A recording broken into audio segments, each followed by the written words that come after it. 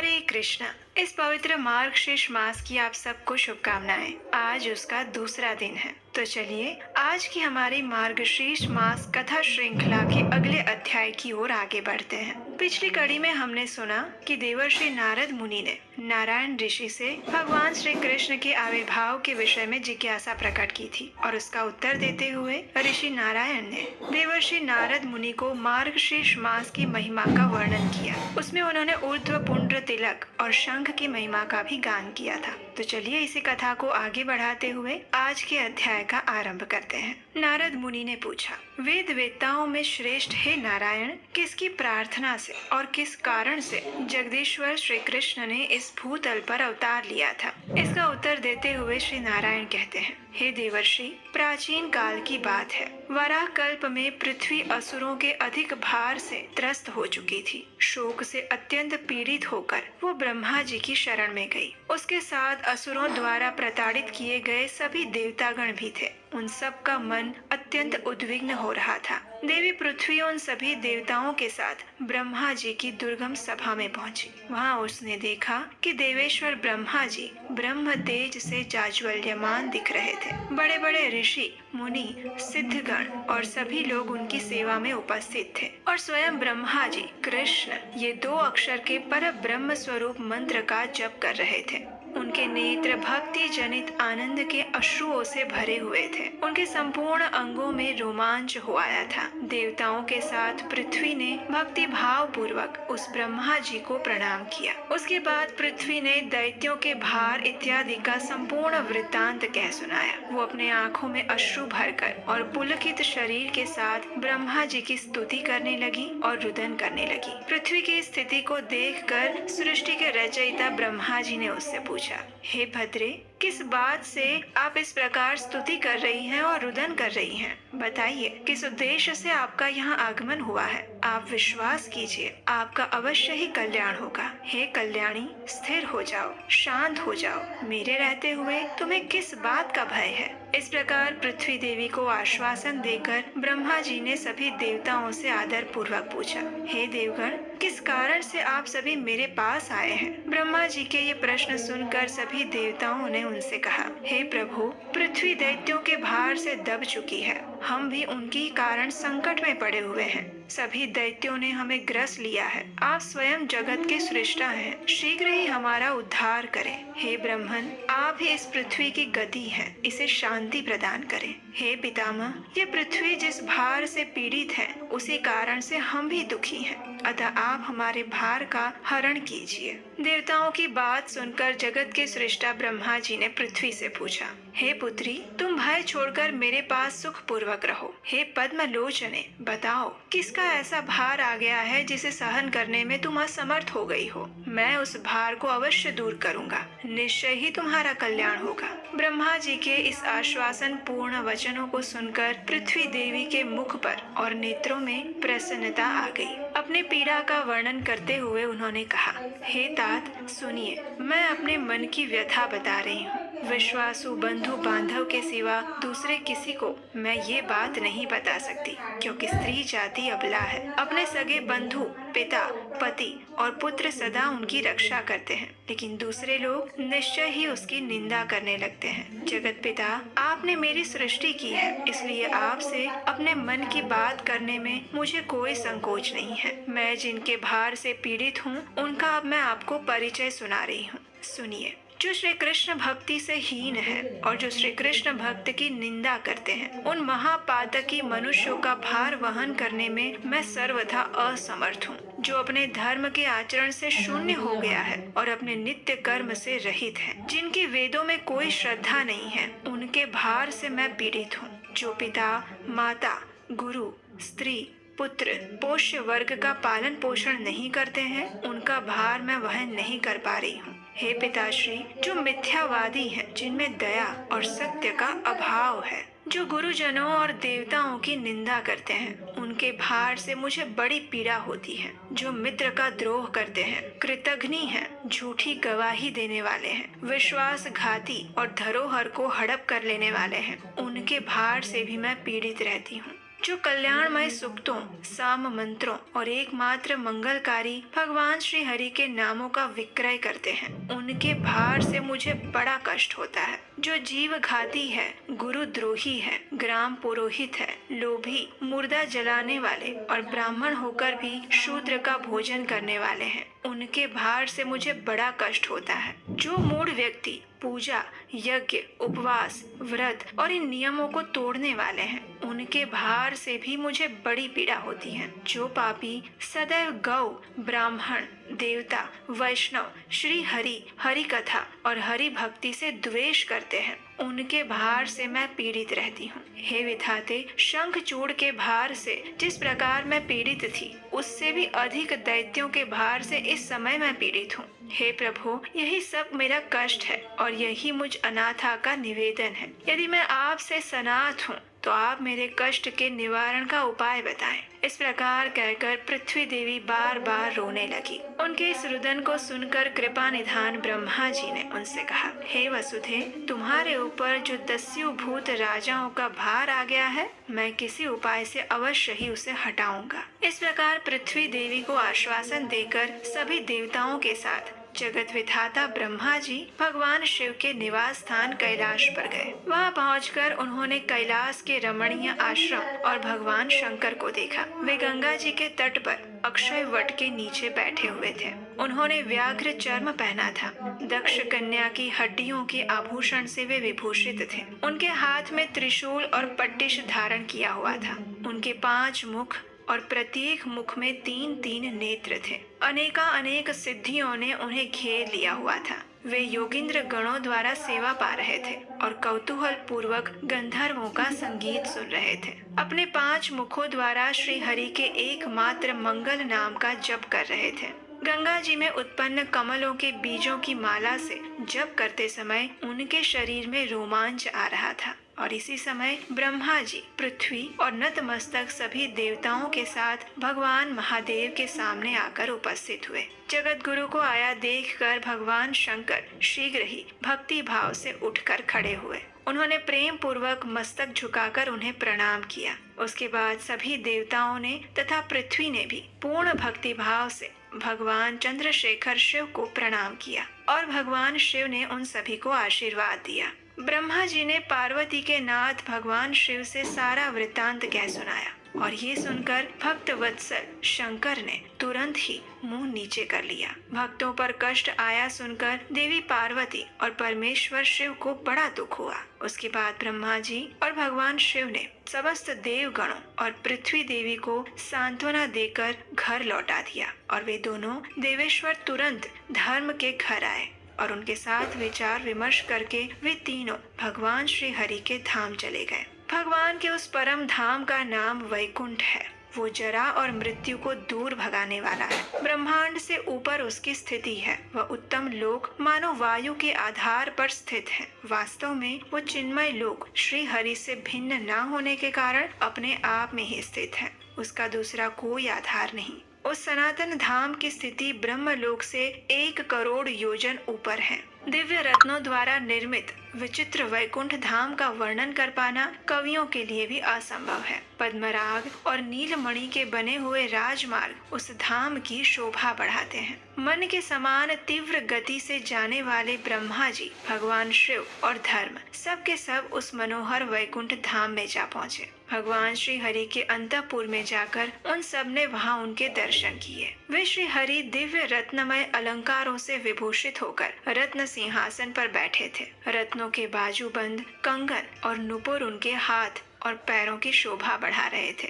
दिव्य रत्नों के बने हुए 2 कुंडल उनके दोनों गालों पर झलमला रहे थे। उन्होंने पीताम्बर वस्त्र धारण किया हुआ था। आजानुलंबिनी वनमाला उनके अग्रभाग को सुशोभित कर रही थी। देवी सरस्वती के प्राण वल्लभ श्री हरि शांत भाव से बैठे हुए थे। देवी लक्ष्मी उनके चरणार विंदों की सेवा कर रही थी। करोड़ों कंदर्पों की लावण्य लीला से वे प्रकाशित थे। उनकी 4 भुजाएं थी और मुख पर मंद मुस्कान उनकी छटा छा रही थी। सुनंद, नंद और कुमुद आदि पार्षद उनकी सेवा में लगे हुए थे। उनका संपूर्ण अंग चंदन से चर्चित था और उनका मस्तक रत्नमय मुकुट से झगमगा रहा था। वे परम आनंद स्वरूप भगवान अपने भक्तों पर अनुग्रह करने के लिए व्याकुल दिखाई दे रहे थे। हे मुने, ब्रह्मा आदि देवेश्वरों ने भक्ति भाव से उनके चरणों में प्रणाम किया और श्रद्धा पूर्वक मस्तक झुकाकर प्रेम और भक्ति के साथ उनकी स्तुति करने लगे। और उस समय वे परम आनंद में डूबे हुए थे। उनके अंगों में रोमांच आ गया। और उसके बाद ब्रह्मा जी ने कहा, हे प्रभु, मैं शांत, सर्वेश्वर और अच्युत उन कमलाकांत को प्रणाम करता हूँ जिनकी हम तीनों विभिन्न कलाएं हैं और समस्त देवता जिनकी कला की भी अंश कला से उत्पन्न हुए हैं। हे निरंजन, मनु, मुनिंद्र, मानव और चराचर प्राणी आप से ही आपके कला की अंश कला द्वारा प्रकट हुए हैं। इतना कहने के बाद भगवान शंकर ने कहा, हे प्रभु, आप अविनाशी और अविकारी हैं। योगी जन आप में रमण करते हैं। आप अव्यक्त ईश्वर हैं। आपका आदि नहीं है, परंतु आप सबके आदि हैं। आपका स्वरूप आनंदमय है। आप सर्वरूप हैं, अणिमा इत्यादि सिद्धियों के कारण हैं। सिद्धि के ज्ञाता, सिद्धिदाता और सिद्धि रूप हैं। आपकी स्तुति करने में भला कौन समर्थ हो सकता है। अब भगवान की स्तुति करते हुए धर्म ने कहा, जिस वस्तु का वेद में निरूपण किया गया है उसी का विद्वान लोग वर्णन कर सकते हैं। जिनको वेद में ही अनिर्वचनीय कहा गया है उनके स्वरूप का निरूपण भला कौन कर सकता है। जिसके लिए जिस वस्तु की संभावना की जाती है वो गुण रूप होती है और वही उसका स्तवन है जो निर्मल और गुणों से पृथक है। उन परमात्मा की मैं क्या ही स्तुति करूं। हे महामुने, ब्रह्मा आदि का किया हुआ ये स्तोत्र जो 6 श्लोकों में वर्णित है उसे पढ़कर मनुष्य दुर्गम संकट से मुक्त हो जाता है और मनोवांछित फल को प्राप्त करता है। और वो स्तोत्र इस प्रकार है। ब्रह्मा उवाच नमामि कमलाकांतं शांतं सर्वेशमच्युतं वयं यस्य कलाभेदः कलांश कलया सुराः मनवश्च मुनीन्द्राश्च मानुषाश्च चराचरः कलाकलांश कलया भूतास्त्वत्तो निरञ्जन। श्रीशंकर उवाच त्वामक्षयम् अक्षरं वा राममव्यक्तमीश्वरम् अनादिमादिम् आनन्द रूपिणं सर्वरूपिणम् अणिमादिकसिद्धीनां कारणं सर्वकारणं सिद्धिज्ञं सिद्धिदं सिद्धि रूपं कः स्तोतुमीश्वरः। धर्म उवाच वेदे निरूपितं वस्तु वर्णनीयं विचक्षणैः वेदे निर्वचनीयं यत् निर्वक्तुं च कः क्षमः यस्य संभावनीयं यद्गुणरूपं निरञ्जनं तदतिरक्तं स्तवनं किमहं स्तौमि निर्गुणम्। ब्रह्मादिनामिदं स्तोत्रं षट्श्लोकोक्तं महामुने पठित्वा मुच्यते दुर्गात् वाञ्छितं च लभेत् नरः। इस प्रकार सभी देवताओं की स्तुति को सुनकर साक्षात श्री हरि ने उनसे कहा, आप सभी लोग गोलोक वृंदावन में जाएं। पीछे से मैं स्वयं लक्ष्मी के साथ आऊंगा। श्वेत द्वीप निवासी वे नर और नारायण मुनि तथा सरस्वती देवी ये भी गोलोक में जाएंगे। अनंत शेष नाग, मेरी माया, कार्तिकेय, गणेश और वेद माता सावित्री ये सब भी पीछे से निश्चित ही वहाँ जाएंगे। वहाँ मैं गोपियों और राधा के साथ द्विभुज श्री कृष्ण रूप से निवास करता हूँ। यहाँ सुनंद आदि पार्षदों और लक्ष्मी के साथ रहता हूँ। नारायण, श्री कृष्ण और श्वेत द्वीप निवासी विष्णु मैं ही हूँ। ब्रह्मा आदि अन्य संपूर्ण देवता मेरी ही कलाएं हैं। देव, असुर और मनुष्य आदि प्राणी मेरी कला की अंश कला की कला से उत्पन्न हुए हैं। आप सभी लोग गोलोक जाइए, वहाँ आपके अभिष्ट कार्य की अवश्य सिद्धि होगी और उसके बाद हम भी सबकी इष्ट सिद्धि के लिए वहाँ आ जाएंगे। इतना कहकर भगवान श्री हरि उस सभा में शांत हो गए। तब उन सभी देवताओं ने उन्हें प्रणाम किया और वहां से अद्भुत गोलोक की यात्रा पर चले गए। वो उत्कृष्ट और विचित्र परम धाम जरा एवं मृत्यु को हर लेने वाला है। वो अगम्य लोक वैकुंठ से 50 करोड़ योजन ऊपर है और भगवान श्री कृष्ण की इच्छा से निर्मित है। उसका कोई बाह्य आधार नहीं है। भगवान श्री कृष्ण ही वायु रूप से उसे धारण करते हैं। वे ब्रह्मा आदि देवता उस अनिर्वचनीय लोक की ओर जाने के लिए उन्मुख हो गए। उन सबकी गति मन के समान तीव्र थी, इसलिए वे सभी विरजा के तट पर आ पहुँचे। सरिता के तट का दर्शन करके उन देवताओं को बड़ा आश्चर्य हुआ। विरजा नदी का वो तट प्रांत शुद्ध स्फटिक मणि के समान उज्जवल, अत्यंत विस्तृत और मनोहर था। मोती, माणिक्य और उत्कृष्ट मणि रत्नों की खानों से सुशोभित था। काले, उज्जवल, हरे और लाल रत्नों की श्रेणियों से उद्भासित हो रहा था। उस तट पर कहीं तो मूंगों के अंकुर प्रकट हुए हैं जो अत्यंत मनोहर दिखाई देते हैं। कहीं बहुमूल्य उत्तम रत्नों की अनेक खानें उसकी शोभा बढ़ाती हैं। कहीं श्रेष्ठ निधियों के आकर उपलब्ध होते हैं जिनसे वहाँ की छटा आश्चर्यचकित कर देती है। वो दृश्य विधाता के भी दृष्टि पथ में आने वाला नहीं है। हे मुने, विरजा के किनारे कहीं पर पद्मराग और इंद्रनील मणियों की खानें थी, तो कहीं मरकत मणि की खानें श्रेणीबद्ध दिखाई दे रही थी। कहीं स्यमंतक मणि की और कहीं स्वर्ण मुद्राओं की खानें शोभा पा रही थी। कहीं बहुमूल्य पीले रंग की मणि श्रेणियों के आकर विरजा तट को अलंकृत कर रही थी, तो कहीं पर रत्नों के, तो कहीं कौस्तुभ मणि के और कहीं अनिर्वचनीय मणियों के उत्तम आकार विराजित थे। विरजा के उस तट प्रांत में कहीं कहीं पर उत्तम रमणीय विहार स्थल भी उपलब्ध थे। उस परम आश्चर्यजनक तट को देखकर वे सभी देवतागण उस नदी के पार गए। वहां जाने पर उन्हें पर्वतों में श्रेष्ठ शतशृंग दिखाई दिया, जो अपनी शोभा से मन को मोह लेता था। दिव्य पारिजात वृक्षों की वनमालाएं उसकी शोभा बढ़ा रही थी। वो पर्वत कल्प वृक्षों और कामधेनुओं द्वारा सभी ओर से घिरा हुआ था। उसकी ऊंचाई 1 करोड़ योजन थी और लंबाई 10 करोड़ योजन। उसके ऊपर की चौरस भूमि 50 करोड़ योजन विस्तृत थी। वो पर्वत 4 दीवारी की भांति गोलोक के चारों ओर फैला हुआ था और उसी के शिखर पर उत्तम गोलाकार रास मंडल है, जिसका विस्तार 10 योजन है। उस रास मंडल सुगंधित पुष्पों से भरे हुए सहस्त्रों उद्यानों से सुशोभित है और उन उद्यानों में भ्रमर समूह छाए रहते हैं। सुंदर रत्नों और द्रव्यों से संपन्न अगणित क्रीड़ा भवन और कोटि सहस्त्र रत्न मंडप उसकी शोभा बढ़ा रहे थे। रत्नमयी सीढ़ियों, श्रेष्ठ रत्न निर्मित कलांशों और इंद्रमणि के शोभाशाली खंभों से उस मंडल की शोभा और बढ़ गई थी। उन खंभों में सिंदूर के समान रंग वाली मणियां जड़ी गई थी। बीच बीच में लगे हुए मनोहर इंद्रनील नामक रत्नों से वे मंडित थे। रत्नमय परकोटों में जटित भांति भांति के मणि रत्न उस रास मंडल की वृद्धि कर रहे थे। उसमें चारों दिशाओं की ओर 4 दरवाजे हैं, जिनमें सुंदर किवाड़ लगे हुए हैं। उन दरवाजों पर रस्सियों में गूंथे हुए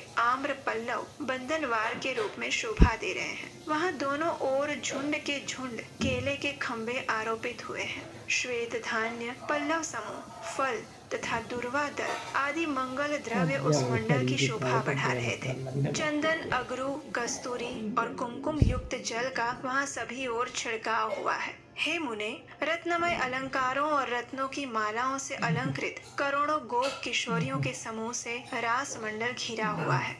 वे सभी गोप कुमारियां रत्नों के बने हुए कंगन, बाजूबंद और नुपुरों से विभूषित हैं। रत्न निर्मित युगल कुंडल उनके गंड स्थल की शोभा बढ़ाते हैं। उनके हाथों की अंगुलियां रत्नों की बनी हुई है। अंगूठियों से विभूषित होकर बड़ी सुंदर दिखाई देती है। रत्नमय पाशक समूहों से उनके पैरों की अंगुलियां उद्भासित होती हैं। वे गोप किशोरियां रत्नमय आभूषणों से विभूषित हैं। उनके मस्तक उत्तम रत्नमय मुकुटों से जगमगा रहे हैं। नासिका के मध्य भाग में गज मुक्ता की बुला के बड़ी शोभा दे रही है। उनके भाल देश में सिंदूर की बिंदी लगी हुई है और साथ ही आभूषण पहनने के स्थानों में दिव्य आभूषण धारण करने के कारण उनकी दिव्य प्रभा और कांति उद्दीप्त हो उठी है। वे सभी चंदन द्रव से चर्चित हैं। उनके अंगों पर पीले रंग की रेशमी साड़ी शोभा पा रही है। बिंब फल के समान अरुण अधर उनकी मनोहरता बढ़ा रहे हैं। उनके नेत्र शरद काल के प्रफुल्ल कमलों की शोभा को छीन लेते हैं। उनमें कस्तूरी पत्रिका से काजल की रेखा शोभा वृद्धि कर रही है। उनके केश प्रफुल्ल मालती पुष्प की मालाओं से सुशोभित हैं। पक्षीराज गरुड़ की चोंच की शोभा से संपन्न उन्नत नासिका से वे सबकी सब विभूषित हैं। गजराज के युगल गंड स्थल की भांति उन्नत उरोजों के भार से वे झुकी सी जान पड़ती हैं। उनका हृदय श्री कृष्ण विषयक अनुराग के देवता कंदर्प के बाण प्रहार से जर्जर हुआ रहते हैं। श्री राधिका के चरणार विंदों की सेवा में निरंतर संलग्न रहने का सौभाग्य उन्हें प्राप्त होता है और यही उनका मनोरथ है। ऐसी गोप किशोरियों से भरा पूरा वो रास मंडल श्री राधिका की आज्ञा से सुंदरियों के समुदाय द्वारा रक्षित है। असंख्य सुंदरियां उसकी रक्षा में नियुक्त रहती हैं। श्वेत, रक्त एवं लोहित वर्ण वाले कमलों से व्याप्त और सुशोभित लाखों क्रीड़ा सरोवर रास मंडल को सभी ओर से घेरे हुए हैं, जिनमें असंख्य भ्रमरों के समुदाय हैं। सहस्त्रों पुष्पित उद्यान और फूलों की शैयाओं से संयुक्त असंख्य कुंज कुटीर रास मंडल की सीमा में यत्र तत्र फैले हुए हैं। उन कुटीरों में भोग उपयोगी द्रव्य, कर्पूर, तांबुल, वस्त्र, रत्नमय प्रदीप, श्वेत चंवर, दर्पण, विचित्र पुष्प मालाएं सभी ओर सजा कर रखी गई हैं। इन समस्त उपकरणों से रास मंडल की शोभा अत्यंत बढ़ गई है। इस रास मंडल को देखकर जब सभी देवता पर्वत की सीमा से बाहर हुए तो उन्हें विलक्षण, सुंदर, रमणीय वृंदावन के दर्शन हुए। वृंदावन श्री राधा रानी और माधव को अत्यंत प्रिय है। वो उन्हीं दोनों का क्रीड़ा स्थल है। उसमें कल्प वृक्षों के समूह शोभा पाते हैं। विरजा तीर के नीर से भीगे हुए मंद समीर उस वन के वृक्षों को धीरे धीरे आंदोलित करते रहते हैं। कस्तूरी युक्त पल्लवों का स्पर्श करके चलने वाली मंद वायु का संपर्क पाकर वो सारा वन सुगंधित बन जाता है। वह सर्वत्र कोकिलों की काकली सुनाई देती है। वो वन प्रांत कहीं तो केली कदम्बों के समूह से कमनीय और कहीं मंदार, चंदन, चंपा, अन्य अन्य सुगंधित पुष्पों की सुगंध से सुवासित हो रहा है। उसमें आम, नारंगी, कटहल, ताड़, नारियल, जामुन, बेर, खजूर, सुपारी, आमड़ा, नींबू, केला, बेल और अनार आदि के मनोहर वृक्ष समूह और सुपक्व फलों से लदे हुए अनेक वृक्षों द्वारा उस वृंदावन की शोभा बढ़ रही है। उसमें अनेक वृक्षों के शोभाशाली समुदाय हैं। कल्प वृक्षों के समूह उस वन की शोभा बढ़ाते हैं। मल्लिका, मालती, कुंद, केतकी, माधवी लता और जूही इत्यादि लताओं के समूह भी सभी ओर फैले हुए हैं। वहाँ रत्नमय दीपों से प्रकाशित, धूप की गंध से सुवासित असंख्य कुंज कुटीर वन में शोभा पा रही हैं। वहाँ चंदन का छिड़काव हुआ है। उन कुटीरों के अंदर फूलों की शैयाएं बिछी है जो पुष्प मालाओं की जाली से सुशोभित है। उस वन के भीतर सुंदर सुंदर और मनोहर 32 कानन हैं। रत्नमय अलंकारों की शोभा से संपन्न गोपांगनाओं के समूह से वो वन आवेष्टित है और करोड़ों गोपियां श्री राधा की आज्ञा से उसकी रक्षा करती हैं। हे मुने, वृंदावन सुपक्व, मधुर और स्वादिष्ट फलों से संपन्न तथा गोष्ठों और गौओं के समूह से परिपूर्ण है। वहाँ सहस्त्रों पुष्प उद्यान सदा खिले हुए और सुगंध से भरे हुए रहते हैं। भगवान श्री कृष्ण के तुल्य रूप वाले तथा उत्तम हार से विभूषित 50 करोड़ गोपों के विविध विलासों में विलसित इस रमणीय वृंदावन को देखते हुए वो सभी देवतागण गोलोक धाम में आ पहुँचे, जो कि चारों ओर से गोलाकार और कोटि योजन विस्तृत है। वो सभी ओर से रत्नमय परकोटों द्वारा घिरा हुआ है। उसमें 4 दरवाजे हैं। उन दरवाजों पर द्वारपालों के रूप में विराजमान सभी गोप समूह उनकी रक्षा करते हैं। श्री कृष्ण की सेवा में लगे रहने वाले गोपों के आश्रम भी रत्नों से जटित और नाना प्रकार के भोगों से संपन्न है और उन आश्रमों की संख्या भी 50 करोड़ है। इनके सिवा भक्त गोप समूहों के 100 करोड़ आश्रम है, जिनका निर्माण पूर्वोक्त आश्रमों से भी अधिक सुंदर है। वे सब के सब उत्तम रत्नों से गठित हैं। उनसे भी अधिक विलक्षण और बहुमूल्य रत्नों द्वारा रचित आश्रम भगवान के पार्षदों के हैं और उनकी संख्या 10 करोड़ है। पार्षदों में भी जो प्रमुख लोग हैं वे श्री कृष्ण के समान रूप धारण करके रहते हैं। उनके लिए उत्तम रत्नों से निर्मित 1 करोड़ आश्रम है। राधा रानी में विशुद्ध भक्ति रखने वाली गोपांगनाओं के 32 करोड़ दिव्य और श्रेष्ठ आश्रम हैं। उनकी रचना उत्तम श्रेणी के रत्नों द्वारा हुई है। उनकी जो किंकरियां हैं, उनके लिए भी मणि रत्न आदि के द्वारा बड़े सुंदर और मनोहर भवन बनाए गए हैं और उनकी संख्या 10 करोड़ है। वे सभी दिव्य आश्रम और भवन वृंदावन की शोभा का विस्तार करते हैं। सैकड़ों जन्मों की तपस्याओं से पवित्र हुए जो भी भक्त जन भारत वर्ष की भूमि पर श्री हरि की भक्ति में तत्पर रहते हैं, वे कर्मों के शांत कर देने वाले हैं। उनके कर्म बंधन नष्ट हो जाते हैं। हे मुनीश्वर, जो सोते जागते प्रत्येक क्षण अपने मन को भगवान श्री हरि में लगाए रहते हैं और दिन रात राधा कृष्ण, श्री कृष्ण, हरे कृष्ण इत्यादि नामों का जप किया करते हैं, उन श्री कृष्ण भक्तों के लिए भी वहाँ गोलोक में बड़े मनोहर निवास स्थान बने हुए हैं। उनमें इंद्रनील मणियां जड़ी हुई हैं। उत्तम मणिरत्नों द्वारा निर्मित वे भवन भांति भांति के भोगों से संपन्न हैं। पुष्पशैया, पुष्पमाला, दर्पण और श्वेत चामरों से सुशोभित हैं और ऐसे भवनों की संख्या 100 करोड़ है। इस प्रकार देवतागण संपूर्ण गोलोक वृंदावन का दर्शन करते हुए धीरे धीरे आगे बढ़ रहे थे और अब आगे जाकर वो किस प्रकार और किस स्थान को देखते हैं, इसका वर्णन हम इसी कथा श्रृंखला की अगली कड़ी में सुनेंगे। तो उसे सुनने के लिए और इस पवित्र मार्गशीर्ष मास में परम भगवान श्री कृष्ण के चरण कमलों में अपने मन और हृदय को सदैव केंद्रित रखने के लिए हमारे साथ बने रहिए। अगर इस चैनल को सब्सक्राइब नहीं किया है तो याद से कर लीजिए, नोटिफिकेशन भी ऑन करके रख लीजिए। आप हमारे व्हाट्सएप ग्रुप और टेलीग्राम ग्रुप के साथ अगर जुड़ेंगे तो भी आपको ये सारी कथाएं दैनिक रूप से प्राप्त होती रहेंगी। उन सब का लिंक नीचे डिस्क्रिप्शन बॉक्स में दिया है। तो चलिए इस अत्यंत पवित्र मार्गशीर्ष मास में भी अपने मन, शरीर और चेतना को परम भगवान श्री कृष्ण के चरण कमलों में केंद्रित करते हैं और उनसे उनकी शुद्ध भक्ति की याचना करते हैं। हरे कृष्णा।